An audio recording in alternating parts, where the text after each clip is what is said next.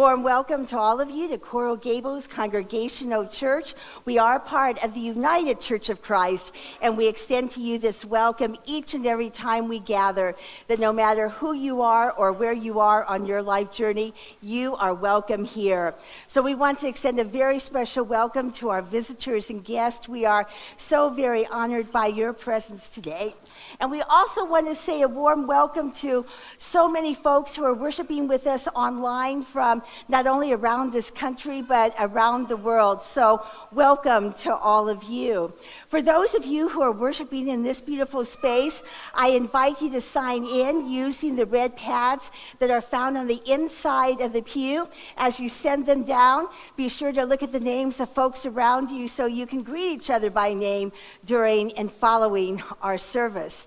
Also, following our service, we hope that all of you, visitors, family alike, will gather in the fellowship hall, which is right through these double doors to my right, for some refreshments and coffee, but most importantly, for some informal conversation and some hospitality. We really do hope you will join us. We are so pleased this morning to welcome to our pulpit the Reverend John Bell, who has been with us throughout this weekend as our artist in residence. As most of you know by now, he is a minister in the Church of Scotland, as well as a member of the Iona community. He is also a hymn writer, musician, author, who lectures and preaches and conducts seminars across denominations and across the world. Throughout this weekend, he has led us on a wonderful journey through global music and understanding of the role of nature and Celtic thought and reflections on the incarnate Jesus. It has truly been a meaningful and inspiring weekend, and indeed our thanks to Reverend Bell for being with us and for bringing our message this morning. So let's extend a warm Gables welcome to Reverend Bell.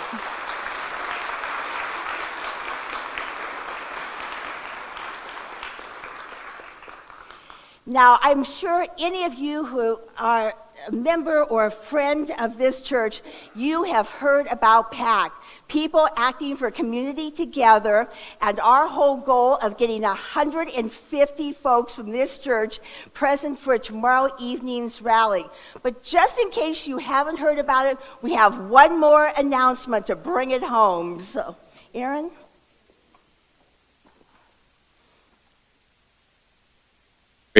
And I'm actually going to invite our PACT team to join me up here on the chancel steps.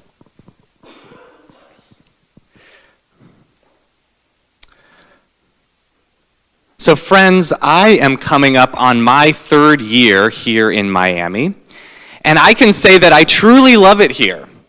The amazing people, the diverse cultures, the sunny weather, Miami truly is a magical place to live. But we all know that not everything about Miami is magic. There are plenty of problems that we face every day in this city we love, problems that we talk about with our neighbors, problems that we preach about from these very pulpits. And three of the biggest problems in Miami are affordable housing, gun violence, and immigration reform. 3 people are shot and killed by a gun every week in Miami. Miamians pay a larger percentage of our income on housing than any other city in the country. And tens of thousands of Miami-Dade residents don't have access to a local ID card, meaning they can't open a bank account, visit a loved one in the hospital, or pick up a child from school. These problems are turning into a crisis for the people of Miami, but there is hope. Tomorrow, Monday, April 1st, over 1,500 Miami-Dade residents will gather for the PACT Nehemiah Action, the largest grassroots organizing event in the county.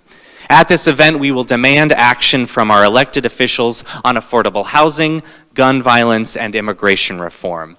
And we need you to be there, because our public officials only listen when we show up in big numbers and speak with a loud voice. As Pastor Lori said, our goal for this church is 150 of our members and friends at the action. Now, if you've already RSVP'd for the action, I'm going to invite you to stand.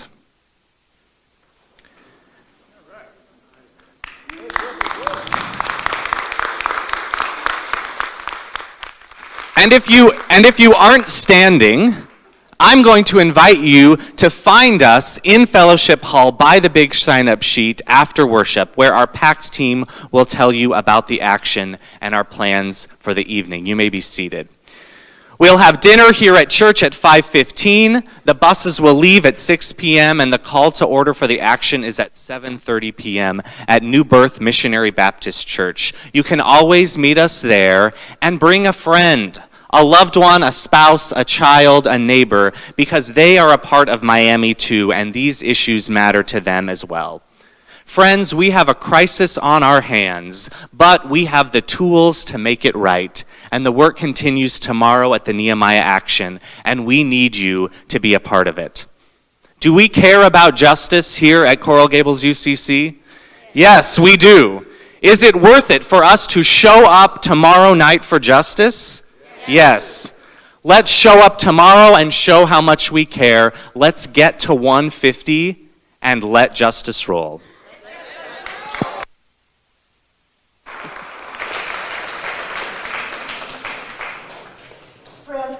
Take a look at your bulletin. There are so many other events, programs, and worship opportunities throughout the week, including Lenten evening vespers right here in this beautiful space at 6:30 on Wednesday evenings.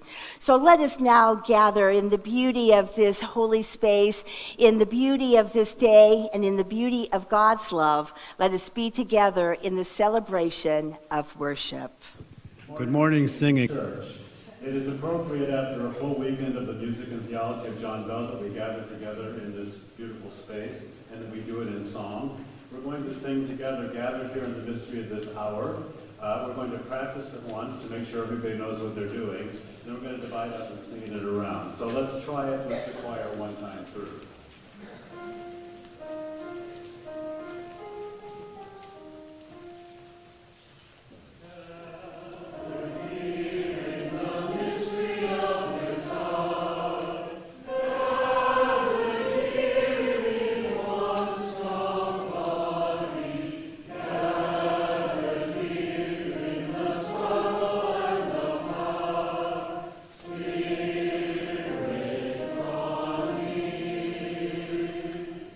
Ready to do it. We're going to sing it once through as an entire congregation. We're going to divide into parts. Group 1 will be back to the second pillar, right there where Margaret Rolls is sitting and Sandy and Elena.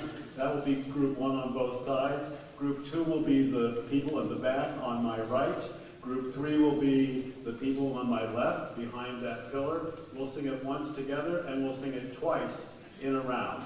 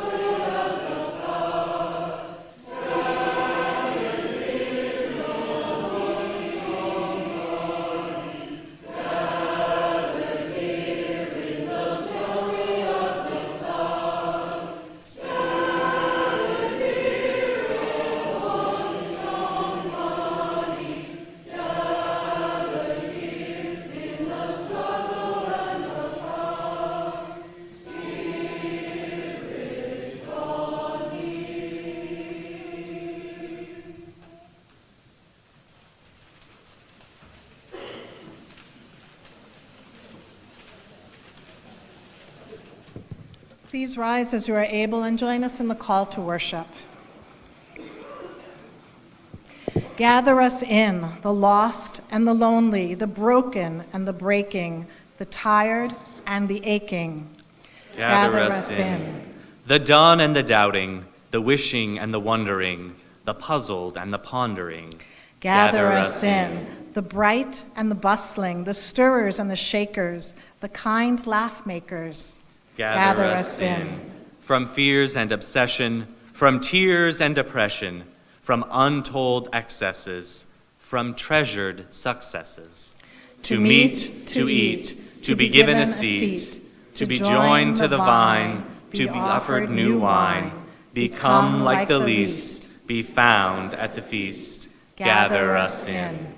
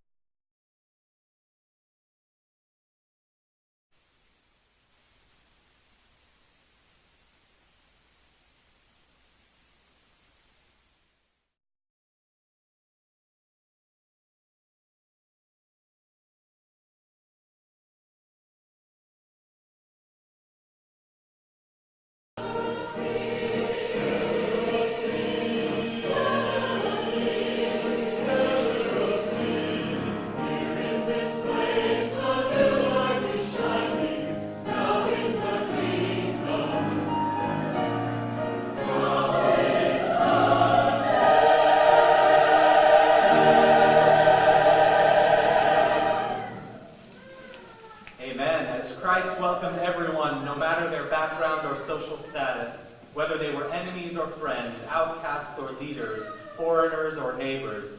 May we too open our church doors, our hearts and our lives, and welcome everyone we meet. Peace be with you. And also with you.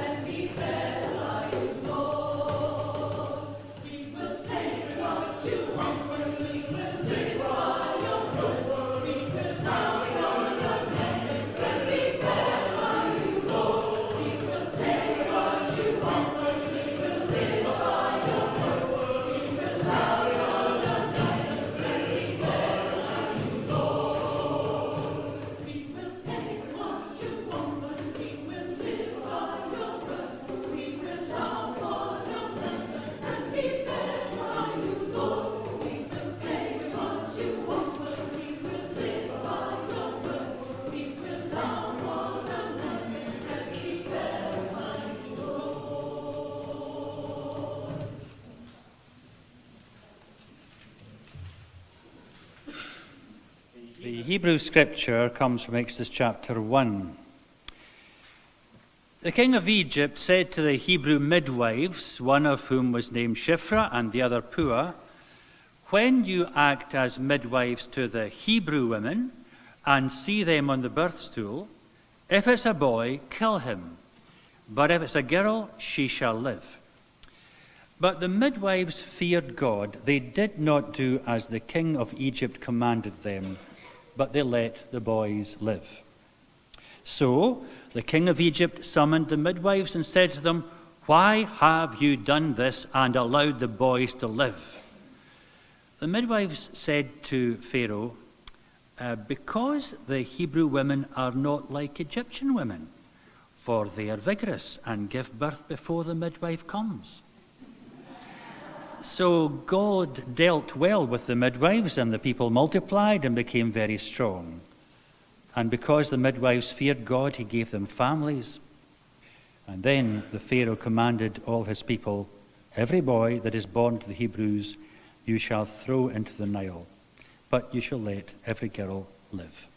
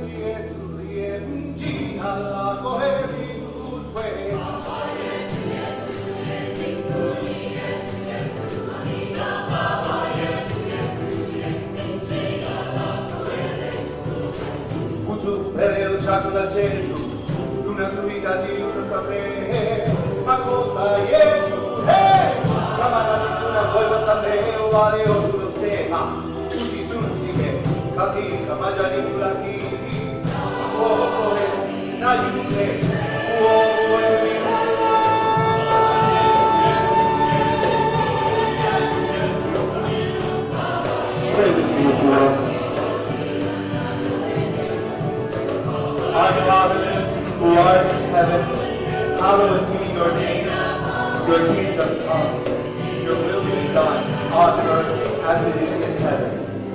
Give us this day our daily bread, and forgive us our debts as we forgive our debtors. And lead us not into temptation, but deliver us from evil. For yours is the kingdom, and the power, and the glory forever. Amen.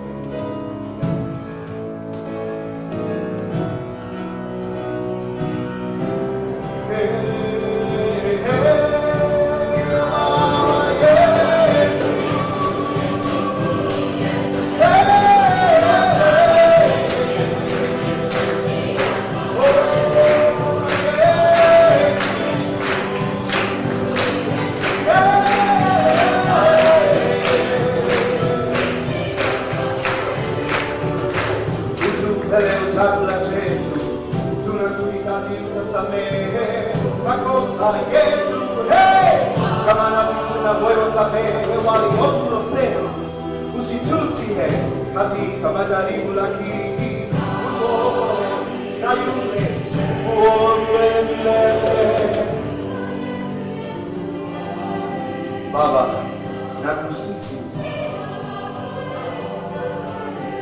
Baba, nakutenzi.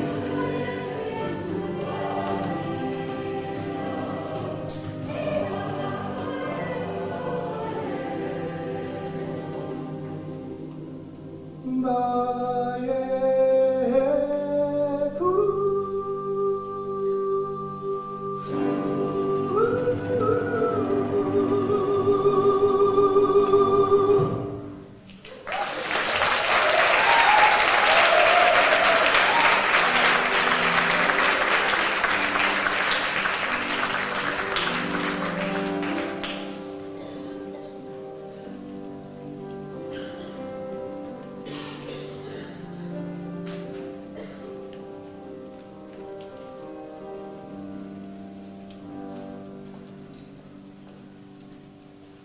Now all the tax collectors and sinners were coming near to listen to him.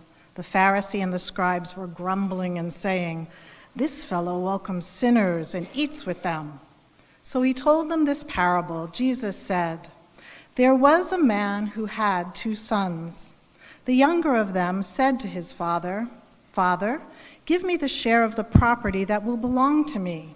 So he divided his property between them. A few days later, the younger son gathered all he had and traveled to a distant country, and there he squandered his property in dissolute living. When he had spent everything, a severe famine took place throughout that country, and he began to be in need. So he went and hired himself out as one of the citizens of that country, who sent him to his fields to feed the pigs. He would gladly have filled himself with the pods that the pigs were eating, and no one gave him anything. But when he came to himself, he said, 'How many of my father's hired hands have bread enough and to spare? But here I am dying of hunger. I will get up and I will go to my father, and I will say to him, Father, I have sinned against heaven and before you. I am no longer worthy to be called your son. Treat me like one of your hired hands.' So he set off and went to his father. But while he was still far off, his father saw him and was filled with compassion. He ran and put his arms around him and kissed him. Then the son said to him, 'Father, I have sinned against heaven and before you. I am no longer worthy to be called your son.' But the father said to his slaves, 'Quickly, bring out a robe, the best one, and put it on him. Put a ring on his finger and sandals on his feet, and get the fatted calf, and let us eat and celebrate. For this son of mine was dead and is alive again.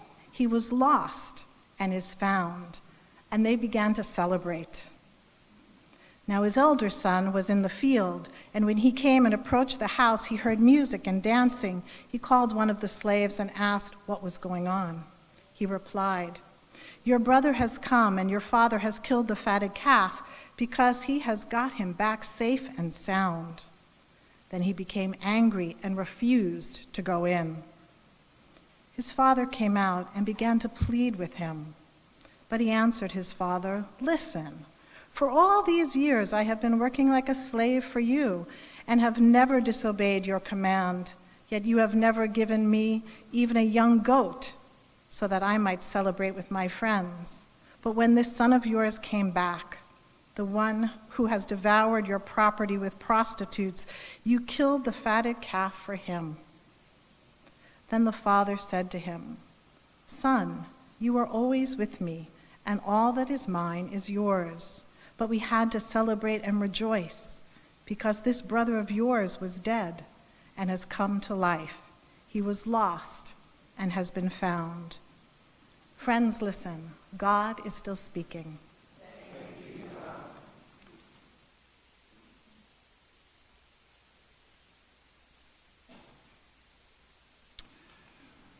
Well, friends, how I wish I could come to this church every Sunday.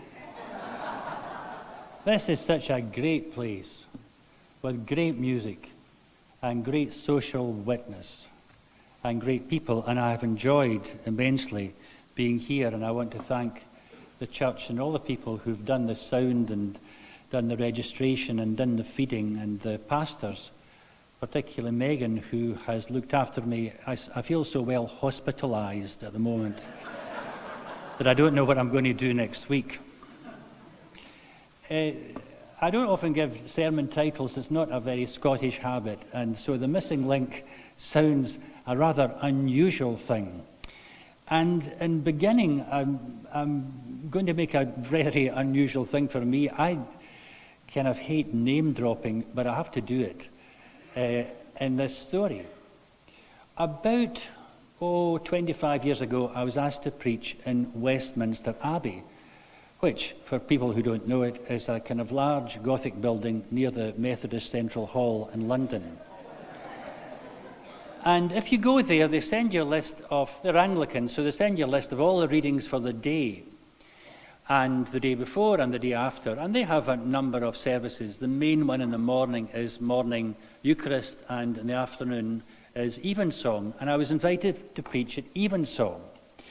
So I looked at the text which I had been given and discovered that I was going to be asked to preach if I was going to use the Hebrew Scriptures from Exodus chapter 2, verses 11 onwards. So just out of curiosity, I thought, I wonder what they're reading in the morning. And I looked at the morning reading and discovered that in the morning they were reading Exodus chapter 1, verses 1 to 14. And it struck me as rather odd that they should be missing out half of chapter 1 and half of chapter 2. And I was curious to know why the Anglican Church and other churches at that time were missing out a fairly substantial number of verses in the Exodus story. And when I looked, I realized that they were missing out stories about women, stories which we heard part of when I read earlier, two women called Shiphrah and Puah. And quite remarkable women. Midwives normally are robust women who have to tell others when to push and shove and breathe and have to slap on the face men who have fainted when into the world comes a child for whom they are responsible. And it is really a funny story. You can imagine this Pharaoh who is concerned that the Hebrews are going to overpopulate the Egyptians and something has to be done.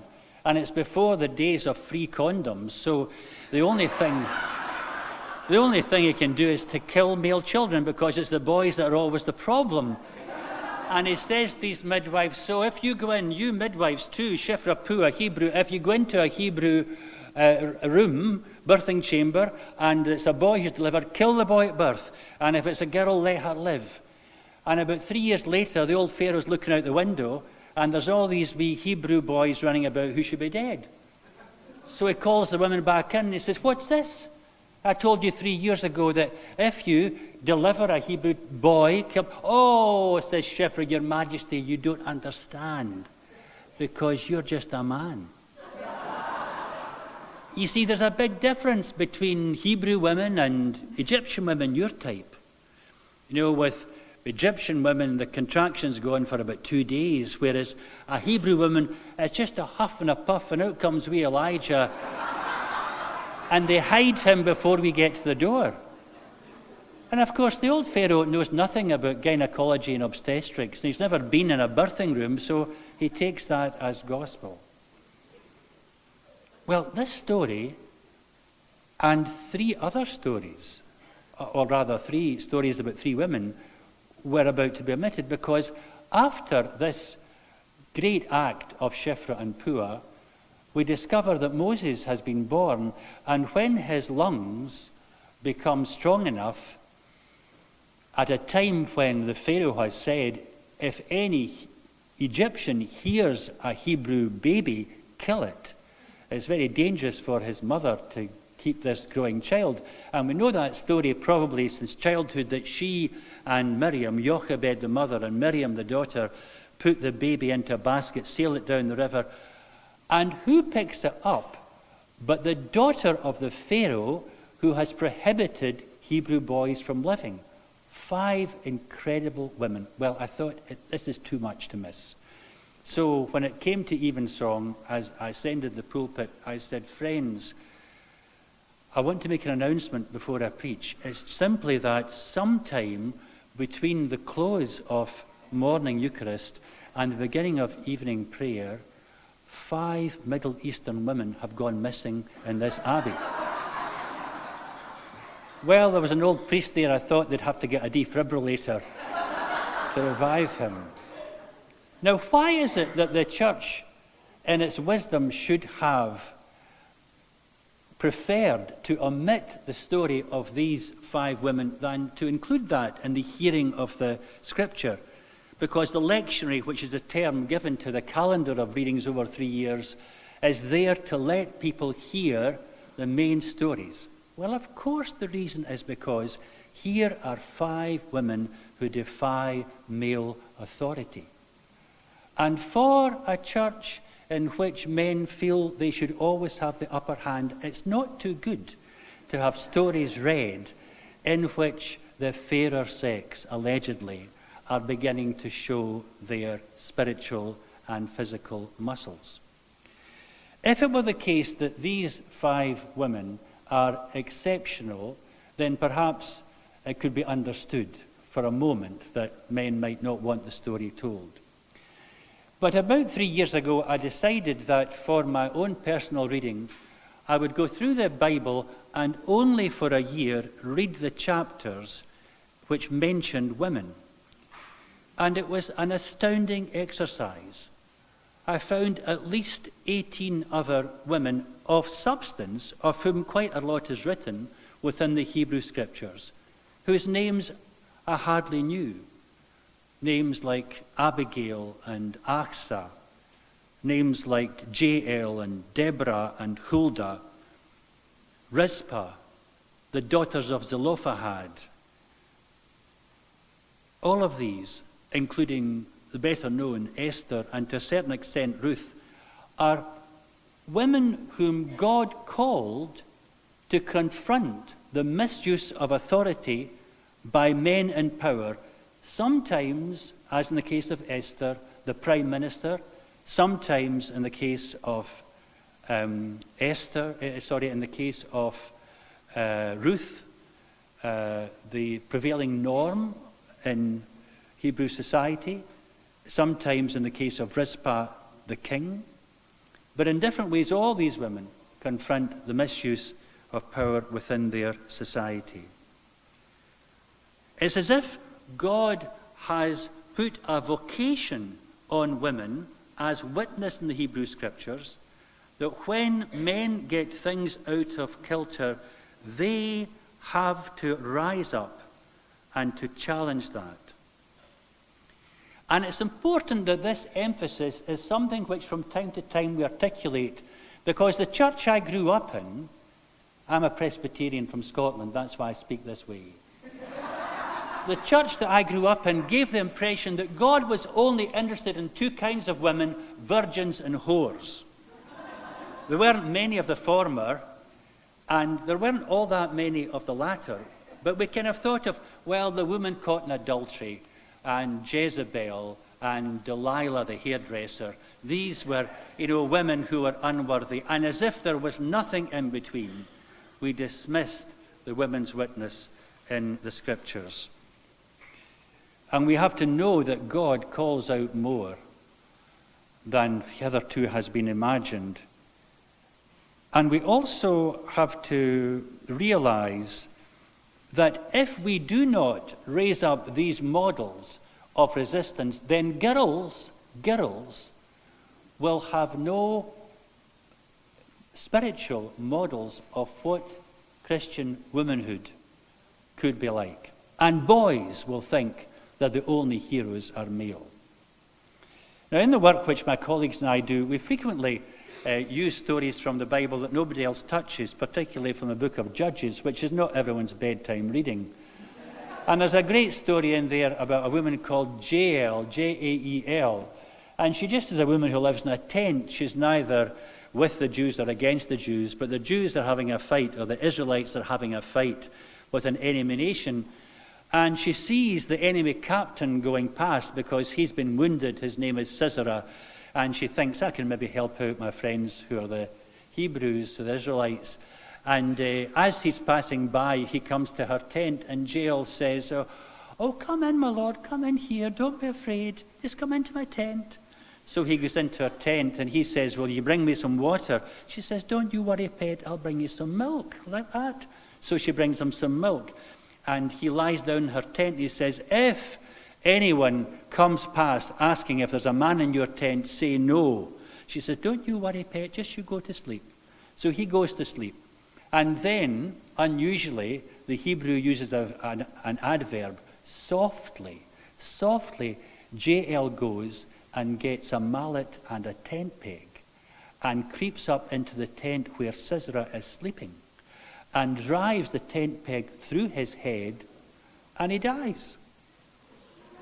And when Barak, the Israelite captain, comes past, she says, "Come and I'll show you the man you're looking for." And he goes into her tent, and there is Sisera with a tent peg in his head. The word of the Lord, thanks be to God. And when I say that we tell this story to children, people are appalled. You know, one of my colleagues, a girl, she did it once with me at a big festival in Christchurch Cathedral in Dublin. There had been an oversight. There was a school coming, a state school, to go around the cathedral, and the staff who dealt with it were off because there was a big liturgical festival. So knowing that my colleague was a teacher, the dean said to her, "Could you do something with it? There's about 30 kids coming." So she organised a kind of pilgrimage around the cathedral, and she said to me, "Well, you know, we'll light a candle in an altar and we'll sing in the choir area, and could you just tell a Bible story at the lectern?" I said, "Oh, yeah, of course." So I told the story of jail, which I know of by heart. And afterwards, Alison said to the kids as they left, "Now, boys and girls, we're going to give everyone a piece of paper and a pen, and I'd like you to draw something which will remind you of your day in the cathedral." And people are appalled at that. And nobody has ever objected to the story of David killing Goliath, although it's the same part of the anatomy which becomes vulnerable. Why is it that we extol a boy for his courage, and we would neglect to allow the equal on the feminine side to show her courage? This is a big issue, and it's important. Because if we are made in the image of God, male and female equally, there's a kind of logic in saying that if it's only men who interpret the will of God and who represent God, it's a partial interpretation and a partial image. And it needs both genders together to be able to be the image of God and to discover the will of God. And Jesus knows this so much that the missing link, which I discovered in the story of Exodus that long time ago in Westminster Abbey, is present also in the reading this morning, because the gospel begins with 3 verses from chapter 15 of Luke, and then it moves to verse 11. And what it omits are 2 parallel parables of Jesus. One is about a shepherd who goes out to find the sheep which has been lost, and when he finds that sheep, he brings it back, and he has a feast with his friends. And in the same breath, Jesus tells another story about a woman who loses a coin from her necklace and who clears the house and looks everywhere until she finds it. And then she calls in her neighbours and says, "Listen, I have a bottle of sherry. It's not been opened since Christmas. We're going to have a wee sensation." And God is prefigured as much in the woman as he is in the male shepherd. I want to end with a story which is totally true, but I promised the person who told me it that I would never reveal her name or where she lives. So I'm calling her Betty Brown, and I'm calling her adversary Billy Black. And Betty Brown went as an 18-year-old to a small town in Texas to study law.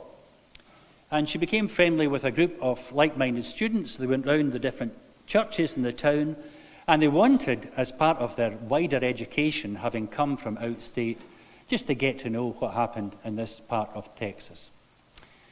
And they discovered there's a town meeting coming up which has to deal with whether or not the town was going to allow a liquor license to be available so that alcohol might be sold within the town precincts.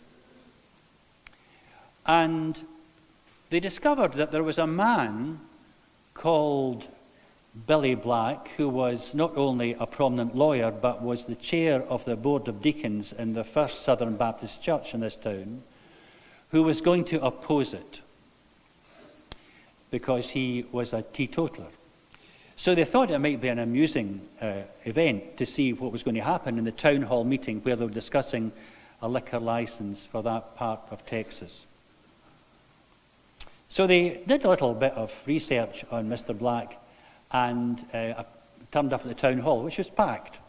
And people who were wanting to be able to buy alcohol within the town spoke in favour. And then Black, who was a great orator in the courts, he stood up and in his magnificent voice began to deprecate anybody who dared want to turn this beautiful town into a place of drunkenness, and how in the scriptures there's clear evidence that God does not favour this kind of behaviour and it should never happen in this place.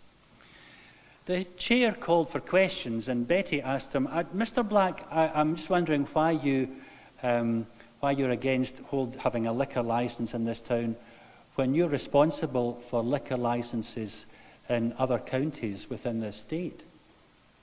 Well, Black went off the head and said, what is this nonsense, and who are these? This is what happens when young people come from out the state, and they come here, communists and socialists and non-believers, and they come to this God-fearing place and they sow havoc. I insist that they're flung out. And so they were flung out. So Betty and her companions went to speak to their lawyer, a young lawyer, and said, we're going to sue Black because we might end up in this area, and the press have indicated that we've been called communists and socialists and, disbelievers and all the rest of it, all of which are untrue. And that might ruin our chances in future, so we're going to sue him for defamation of character. And the young lawyer said, how much are you going to sue him for? And they said, well, we know he's a wealthy man, so $3 million. So the young lawyer went to Black's lawyer and said, my clients want to sue for $3 million, and Black's lawyer said, but this was just Billy. He kind of goes off the head. No. The young lawyer said, there was defamation of character. It's been reported in the papers. It might jeopardize these students' future, so we're going ahead with it. So Black's lawyer went to Black and said, it looks as if they're going ahead with this. They want to sue you $3 million. And Black said, well, what can I do? And the lawyer said, well, you could defend yourself, but then this stuff about you having liquor licenses elsewhere would come out. It might be quite embarrassing for you, the chair of the Board of Deacons, First Southern Baptist Church. So you might come to an accommodation. They might take less. He said, how much? And the lawyer said, well, we could try $2 million. So he went back, and through the young people's lawyer, they agreed that they would take $2 million, but they wanted to meet Black face to face. And they'd done a little more homework before they met him and discovered that he was in the Ku Klux Klan.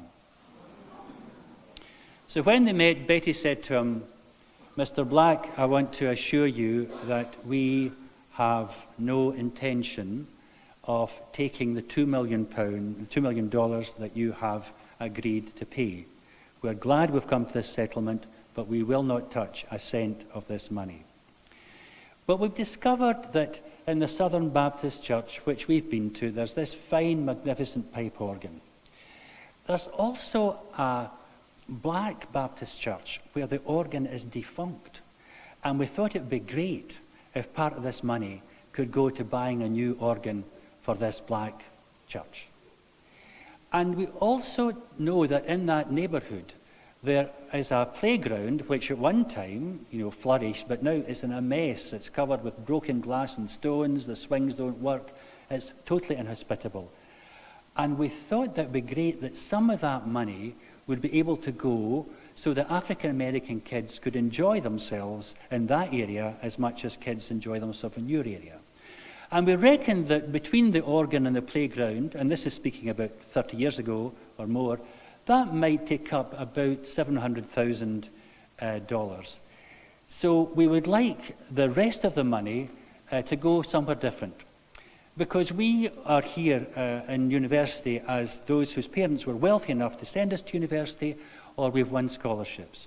But there are African American children who will never get to university because the schools don't encourage that and their parents have no money. So we thought that the William Black Bursary Fund for African American students would enable great work to be done. And we're sure you'll agree with us. And we also would like you to make a public apology and take back the things that you said. And that all happened. And it was Betty Black, under her real name, who told me this in Tulsa, Oklahoma, where she is, at that time, was professor of political economy in one of the universities. And when I met her, it wasn't in university, it was in her church, where she was preparing to feed the first group of 3 groups of 40 homeless people who came every Friday to her church for nourishment. Of such women is the kingdom of heaven. Amen.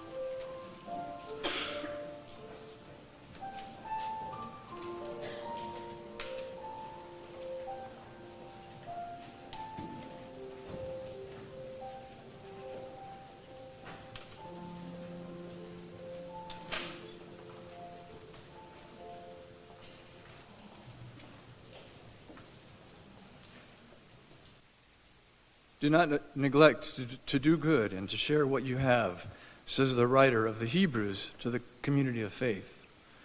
The call was personal, a reminder that our actions as Christians speak as loudly as our words and our worship services. God's call to share what we have encompasses people everywhere. The people fleeing violence in Syria, suffering from AIDS in sub-Saharan Africa, reeling from devastation in Indonesia, starving in poverty in India, and recovering from any number of disasters around the United States. We are called to make a difference in their lives. We can do this through our annual special offering called One Great Hour of Sharing, where we join 9 other Christian denominations to transform lives into this country and around the world. Each of us gives to One Great Hour of Sharing. When we do that, we help families and villages around the world to build lives and communities that are healthy, safe, and sustainable. Sharing our resources really changes lives. Our gifts to One Great Hour of Sharing create sustainable sources of income for rural villages. It provides microcredit to women to start poverty-escaping businesses. It teaches trades and job skills to people maimed by landmines. It offers children a chance to survive past the age of 5 and go to school. It helps rebuild communities ravaged by natural disasters. It resettles refugees into new lives and so much more. This morning, we will receive the One Great Hour of Sharing offering during worship. Envelopes are placed in your bulletin and in the pews, and you may place your gifts in the offering plates on the communion table. Or you may give online by going to our church website and donating there. Checks can be made payable to Coral Gables Congregational UCC with One Great Hour of Sharing on the memo line. I know that there are many causes, both within our church and throughout our community, that call your financial attention. As the chair of the Board of Justice and Witness, I thank you for your generosity in so many ways and for so many needs. Will the ushers please come forward? One else.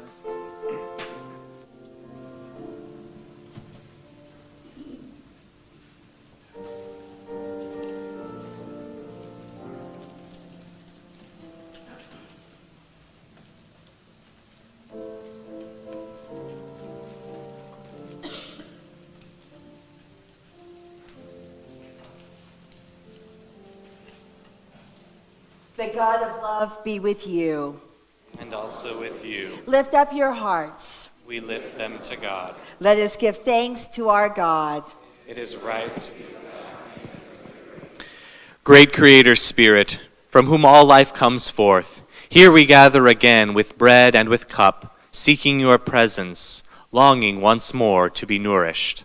We hunger for wholeness in our lives, for unity on earth, and for peace among the nations. And we know that only in your love can such peace and unity be found. And so, with all that we are and all that we can give, we join with all of creation as we sing your praises. Holy, holy, holy, God of power and might, heaven and earth are full of your glory. Blessed is the one who comes in the name of our God. Hosanna in the highest. All glory and honor are yours, O God. We give thanks that abundant life is made known to us and present within us through your Son, Jesus. In him, the web of your love is made whole, and we with it. Jesus gathered his disciples and said, "Remember me." And so we do. We remember that he gathered not only his friends, but even his betrayer around a common table, sharing the gifts of wheat and wine. We remember that he offered himself to us, that we may follow him, even beyond death, into your eternal love. As we break this bread, we offer up to you our hearts, our labor, our leisure, our relationships, our strength, our days and nights, our hopes and fears, O bread and breath of life. We pour from this cup and offer to you the woes of life poured out. Disappointment, disease, hurt, or struggle, you who put beam in sun and moon, take all this and transform it into the deep, rich wine of abundant and full life.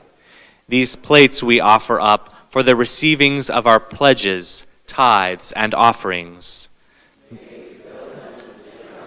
and compassion, and with our imagination and vision for a world where we may know abundance of goods and of peace and justice. Gather us now at your table, O God, that we may be sustained in our journey of faith. May these gifts of the earth and of our lives be for us the gift of your goodness made presence, made known, and grant that we who share this feast may be filled with your life and goodness. The gifts of God for the people of God. Come, all is ready.